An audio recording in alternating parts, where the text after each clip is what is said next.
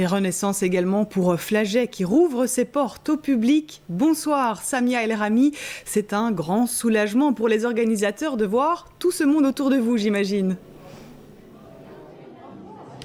Oui, tout à fait. On sent que Flagey revit. Vous le voyez derrière moi ici. Le public arrive petit à petit, joyeux, heureux de retrouver cet endroit qui n'a vu personne. Au final, ces salles qui sont restées vides pendant plus d'un mois, je vous rappelle, même pour être précis, 1 mois et 4 jours depuis les mesures sanitaires qui l'avaient imposées. Et donc le personnel, depuis ce matin, met tout en œuvre pour accueillir le public au mieux. Et d'ailleurs, les répétitions ont même lieu actuellement dans les salles. Nous sommes avec le directeur général de Flagey. On ouvre avec le respect des mesures sanitaires, bien évidemment.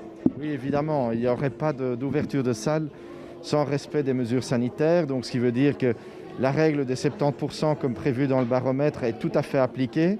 Il n'y a pas question de la dépasser, bien entendu. Ce qui veut dire que dans le Grand Studio 4, on a plus ou moins 400, 500 personnes qui sont acceptées.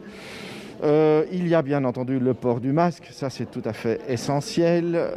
Il y a toutes les prises de décision, les prises de précautions qu'on a prises ici dans la gestion du bâtiment, les bars. Donc les gens peuvent acheter une boisson, mais doivent la consommer bien entendu assis et à des tables séparées. Donc voilà, il y a un ensemble de règles qu'on a mis en place et qu'on respecte déjà d'ailleurs depuis 2 ans maintenant. Donc on commence à avoir une certaine habitude. Pour oublier un petit peu ces règles sanitaires qui au final sont respectées, on le sait, on a envie de demander qu'est-ce qui est prévu ce soir ici à Flagey.